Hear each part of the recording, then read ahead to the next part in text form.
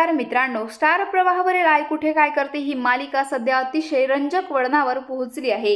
आशुतोष आणि अनिरुद्ध हे business partner झालेले आहेत। वीणाने अनिरुद्ध सोबत काम करण्याचा निर्णय घेतलेला आहे। तसेच आता या मालिकेचा नवीन प्रोमो शेअर करण्यात आला आहे।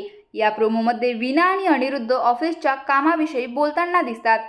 नंतर वीणा अनिरुद्धला कॉफी प्यायला सांगते आणि तेवढ्यात तिला एक गिफ्ट येतं। त्यामध्ये फुलांचा गुच्छ आणि चिठ्ठी असते।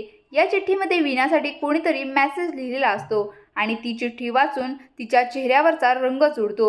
वीणाला असे पाहून अनिरुद्ध चकित होतो। वीणाला काय झाले असं विचारता ती टाळाटाळ करते।